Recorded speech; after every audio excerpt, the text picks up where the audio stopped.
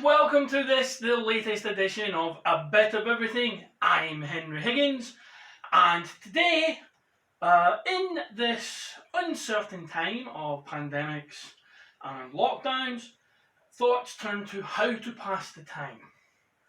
With so much more time on our hands in the sense of being isolated in our homes for the most part, there's how to fill that time.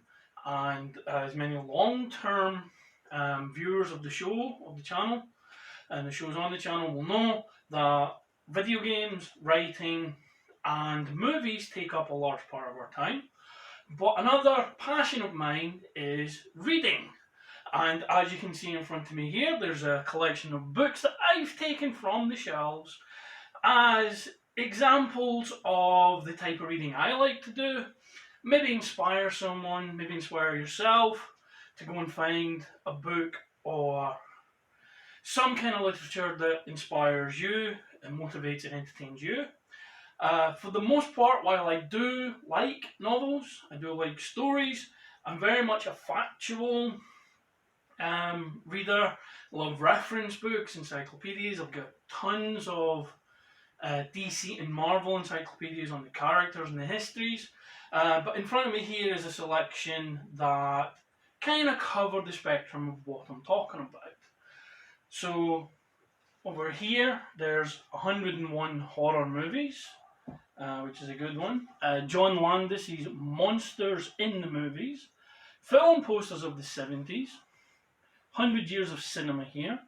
It's an artist's book of illustrations on that one. Terminator from the Vault. It's a look at the world of James Cameron's Terminator movies. This is a really nice one. It's movie box. It's actually a load of portraits. This is possibly my favourite book in the collection. I'm going to go into these in a bit more detail later. This is Crystal Lake Memories. It's a look at pretty much everything in regards to the production of the Friday the 13th movies, up to Freddy vs. Jason. It came out just before the remake came out. The remake was actually pretty good as well. So it covers the original run of the Friday the 13th franchise. Over here we've got the Crow graphic novel, and over there we've got some two little surprises that we'll get to in a minute. So, where should we start? Well, why don't we start with this? It's essentially the artwork of Boris Vallejo and Julie Bell. I have no idea who those people actually are, but I love the idea of the illustrations within. As you can see here, there's lots of fantastic images in this book. Look at the artists and what they go through. Some wonderful classic fantasy artwork.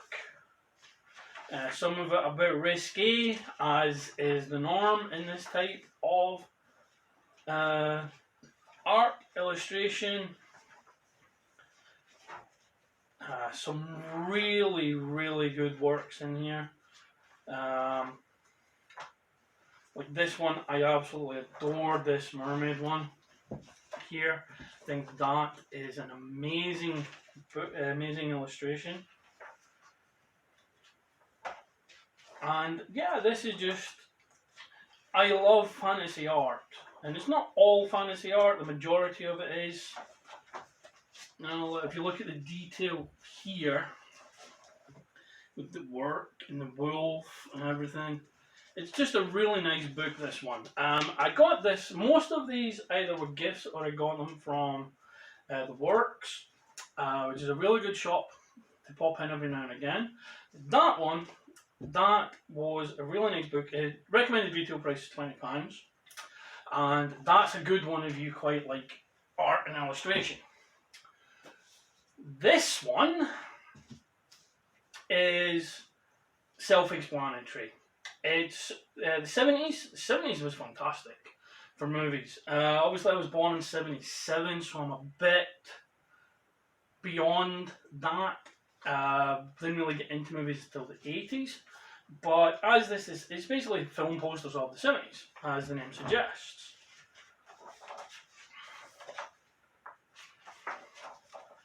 And that's all it is. It's details on the posters themselves, as you can see here, and some words on some of them, on what movie posters meant, as you can see here. Loads of fantastic pictures of the posters from the 70s. The 70s was, I mean, every era is kind of defined by itself. Every era is defined by its own style. The 70s was a really dark and grim place. The Alien poster, which you can see here, is so iconic. And it's so iconic in its simplicity. The Westworld poster is also fantastic. TH113X, Dark Star, sci-fi, Clint Eastwood, a lot of great Clint Eastwood posters in the 70s. Emmanuel, this is where pornographic movies were kind of mainstream cinema at the same time. Which is an interesting thing. Fritz the Cat was one of the first adult cartoons that got a wide release. Looking here, Woody Allen, he had a lot of great posters in the 70s, and it's just fantastic. I love watching art forms evolve. If you look at these two, which is The Omen and The Exorcist, very similar in their style. Deliverance, I mean, a lot of times as well, they were simple. But that is another one, that is another picture book for the most part. And that's another one of my favourites. With this, it's great movies. It's 100 years of cinema. And this I like because, again, you get to see the evolution of cinema as an art form, how it reflects the society of the time, how it uses cinema to comment on the social issues of the time. Like the Pulp Fiction poster here. Pulp Fiction was a fantastic movie. And as I say, we keep going on. So it doesn't run in like a chronological order. It kind of sticks with themes of, like here you can see, romance and melodrama. So it sticks with the theme more than it sticks with chronology. And then it shows how those movies, like the musicals here, evolved over time as well. And historical dramas, and how bigger budgets helped in a lot of ways, but also kind of diminished the art of storytelling in some fashions. That's not to say like effects-laden movies can't have fantastic stories. I mean, there's an iconic shot there. That's the Wizard of Oz. Such a fantastic movie. There's certain things I wish I could have experienced as it was intended. And the Wizard of Oz, the scene where she exits the cabin, when she walks into the Colour of Oz, and she sees everything, and for a audience at that time to have been able to witness that would have been phenomenal. And again, here's a 2001 Space Odyssey, such a visual. The Matrix, 1999 was meant to be the year of the Phantom Menace, and the Matrix came in and just changed everything. So for me, as a lover of movies, this is a good book to have a look through and just see how comedies, action adventures, romance movies, horrors have all evolved over that century. And horror has possibly been the most consistent evolution over the course of that time. Telling the same stories, but telling them in such a way that they are updated for a modern era. If you ever look at the universal horror villains of Dracula, Frankenstein, and Wolfman, Dracula especially has been told so many times in so many different ways, and that's a testament to the character that he could be done in such a fashion. Sticking with that, here's another nice little one, which is 101 horror movies to see before you die. This one, because there's some books which are good for bathroom reading. You know, you can nip to the loo, you're in for 5-10 minutes. You can pick up something like this, it's quite small, and you can read about a couple of movies, and then you can move on. There's Frankenstein there. You know, and as we look through, there's King Kong, fantastic movie for its time, still holds up amazingly well. And this is another good example of seeing horror movies evolve through the years. There's something about black and white for horror.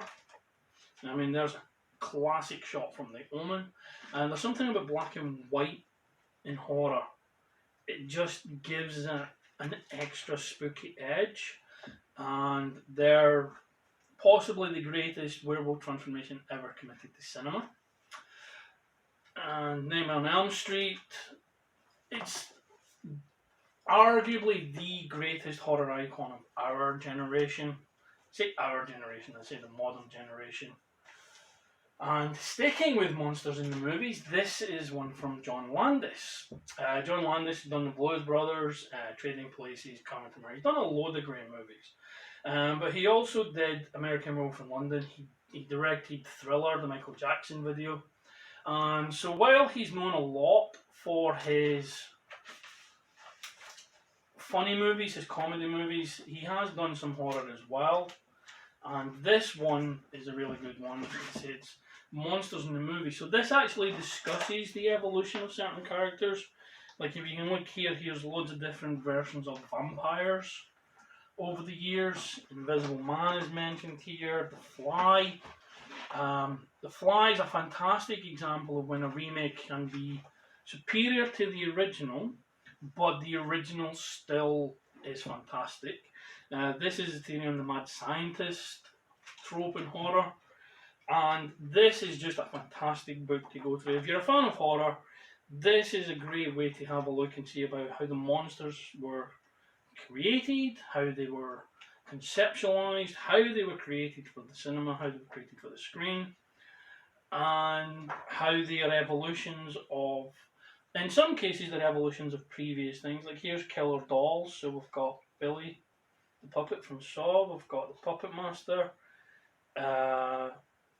Oh god, that movie's Dead Silence with Christopher Walken, Chucky from Child's Play. The Killer Doll is such an interesting trope. Aliens, how they've evolved, robots. So this is another fantastic book.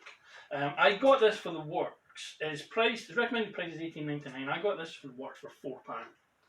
And this is, it's another great book, and again it's another reference book. This one, if you noticed here, every one I've shown apart from the first one has been movie related, as is this. This was one that I got with as part of a Secret Santa present, which I was really happy with. And with this, I love this map rack. It is just portraits of movie stars and images from movies. So as you can see, there's loads of different ones here. It's how things are done, but it's really behind the scenes where there's like storyboards which are done there, and Third Man. I love behind the scenes stuff. And this is a really good one. Like there's Kill Bill, Escape from New York, and this is another one where it's more a frame of reference with regards to the words being minimal in comparison to the images, but it's another fantastic one. We do have more movie stuff that we'll come back to that in a second, for we also have this. Now, I love the story of Inferno from Dante, part of the Divine Comedy. I actually have two versions of the actual tale from Dante and a novel which is based around it. Now, this one is one I saw and I had to have it. It's essentially the the story. You see, there's quite a bit of a preamble as to how it came about. But then, if we have a look here, we can catch that on the inset. It's actually in the Latin, Italian, and the English. So it's actually a translation, but it's also the original version as well, as close as possible to it. And it's a fascinating story, and it's one that's endured for so long. And this one is one of my more, dare I say, intellectual pieces, but it's one that I really appreciate, and that I got as a Christmas present, I believe, or maybe it was a birthday present a number of years ago. But as soon as I saw it, there was hints dropped repeatedly about it, and I was so happy when it was there, and I unwrapped it. And that's possibly one of those ones, when you get people where they display books. That's a display book. This, on the other hand, was one I saw after for a very long time. I'd heard of The Crow, but I had never read The Crow. Then the movie came out, and the movie, the Brandon Lee movie from '93, it's very much of its time, especially with the soundtrack and the look. But the story itself is timeless. It's a cathartic story while still being a heartbreaking story, and it is one of my favourite movies of all time. It's one of those ones, whenever someone says to you, what's your favourite movie of all time, you're put on the spot. The Crow is the first one that pops into my head. If you give me time to think about it, then other movies will creep in, and then there's a bit of an argument with myself. But instinctively, The Crow is my favourite movie. This is the graphic novel from James O'Barr. There's been a number of stories and extended universe tales from The Crow since then, but this is the original one. And the movie changes some of the characters around. The basic premise is the same with regards to Eric being killed and everything else that happens from there, where though Top Dollar is not the be all and end all. He's not like this massive villain that runs Detroit. He's the leader of the gang of the group that do kill Eric. So there is consistency there, but it's more stylized. But the tale of why this was done, and look at that artwork. That artwork is absolutely gorgeous. James O'Barr did a fantastic job in penciling this. It's really beautiful. It's beautiful in so many ways. And it's a tale that came from real life heartbreak. James O'Barr's girlfriend, she may have been his wife, I'm sure, I think it was his fiancée, I think. She was killed by a drunk driver. And this was his way of coping with that. He wrote this story to give himself some catharsis. And when you read the tale, once you know that aspect of it, like if we have a look here, there's so much wonderful stuff in this. So much use of, even though it's basic black and white, so much use of shading.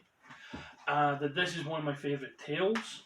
The Crow was turned into a movie. There was 3 sequels to the movie.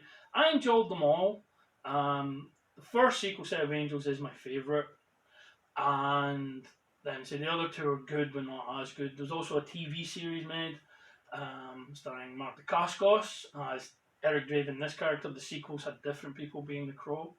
But Mark Dacascos played Eric Draven in the TV series, and it was a retelling of the original story. It stayed a little more faithful as it relates to the characters, but expanded the mythology as well. But The Crow definitely is something that merits its reputation. This is called Terminator Vault, and it is, as you can see there's Sarah Connor, and on this side we have Robert Patrick as the T-1000.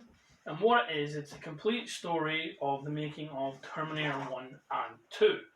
The Cyberdyne logo you can see there. So it's behind the scenes stuff, lots of fantastic shots about how the movies came about. There's some storyboard stuff. And as you can see here, there's like secret little documents which I think are fantastic. If you have a look here, it's handwritten notes. It's obviously a reproduction, but it's handwritten notes, storyboards, and anyone who knows the reputation of James Cameron knows that he is meticulous and he does everything himself. So he would have drawn those storyboards, he would have done all the notes. As you see, there's other little things here.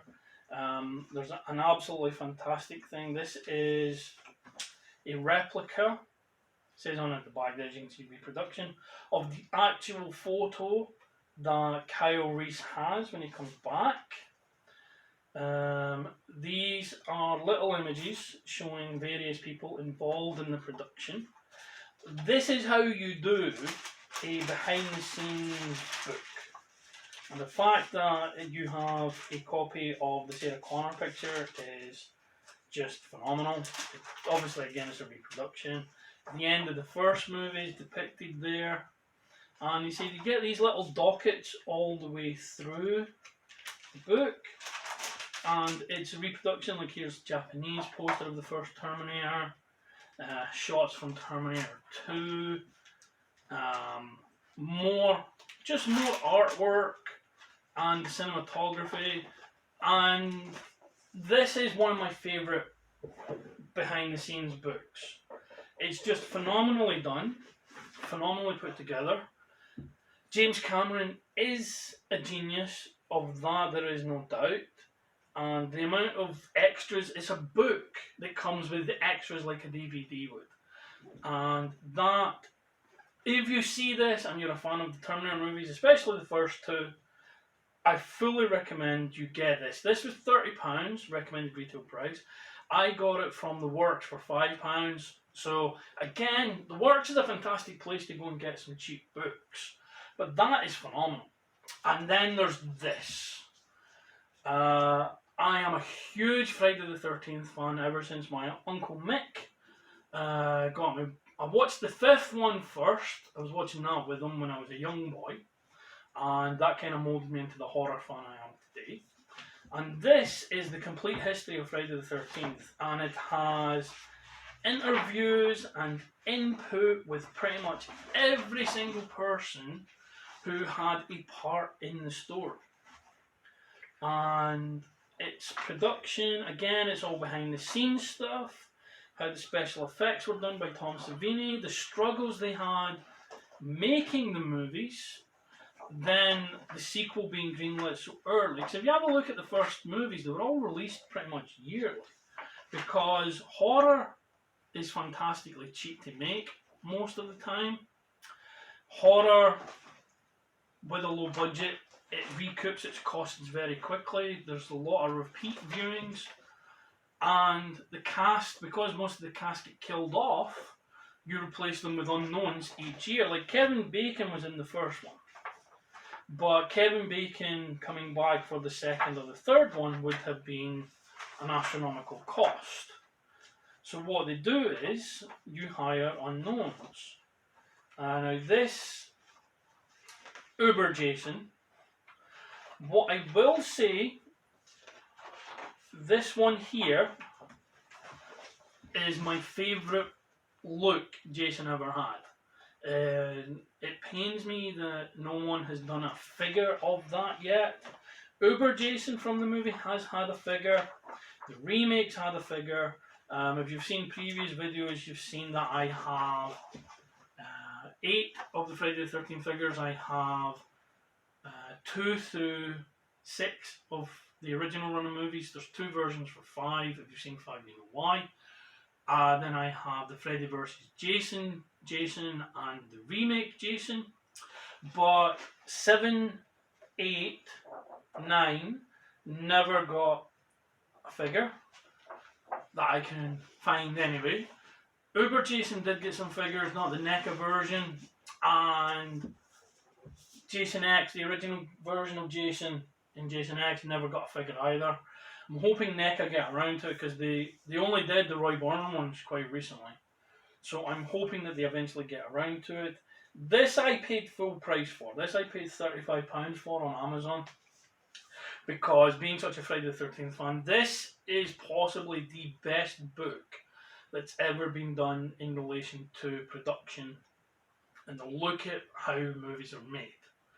It's just an amazing book if you're a fan of horror, if you're a fan of movies, especially if you're a fan of Friday the 13th. If you find this, get it. It is absolutely amazing. As I say, there's comments from pretty much everyone who's worked on any of the movies and the trials and tribulations they had, how they came up with the look, the iconic mask, how they evolved the mask. It's really, really well done. It is actually pretty cool. And again, hopefully you can understand why I believe that is one of the best books I have in the collection that we have today. Lastly, we do have a couple of things here.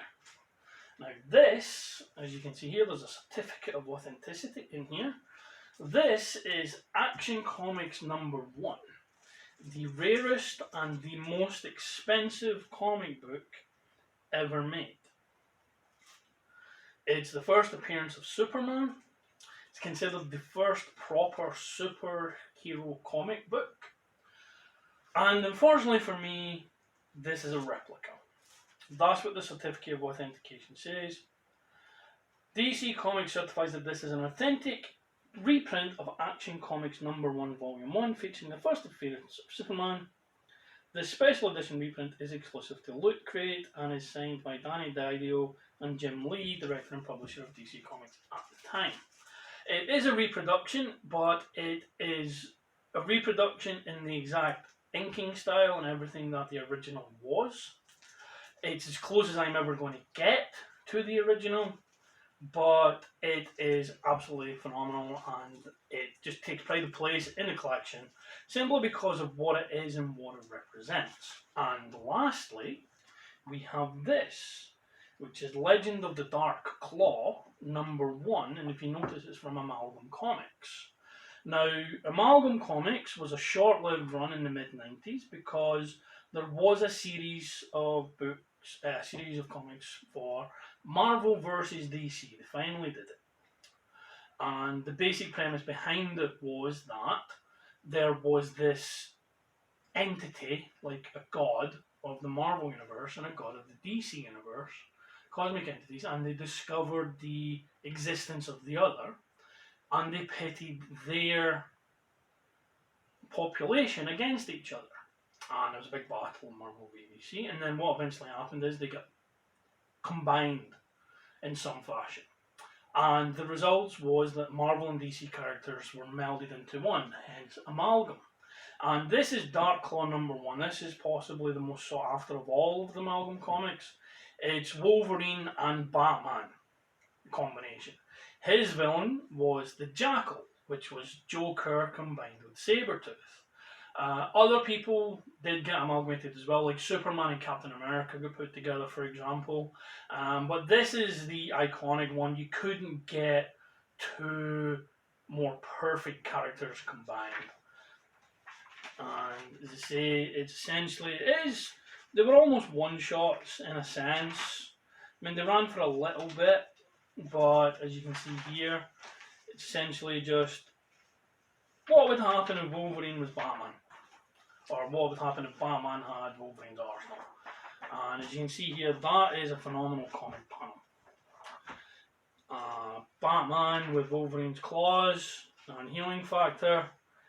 There's the Jackal, which is his Joker and Sabretooth together, which is a very, very scary proposition anyway. Robin is Jubilee and Robin put together, or the version of Robin.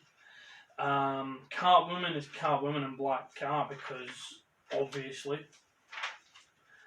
And as I say, it's just a nice story covering what would happen if they were all combined.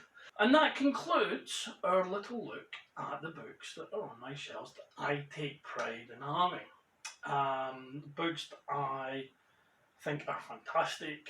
Books that I think if you're into movies, horror, comics, you should go out and get for yourself. As I say, most of them are movie related. Do have a ton of encyclopedias as well. They're great reference books. However, out of all of them, I would say the Terminator Vault and the Crystal Lake Memories are my favourite of the ones I've shown you today. They have so much detail, they have so much information in them, and if you are a fan of either franchise, you should go out of your way to get them, especially the Terminator Vault with the extras that it comes with. The Friday the 13th ones with the detail that it goes into in regards to the production.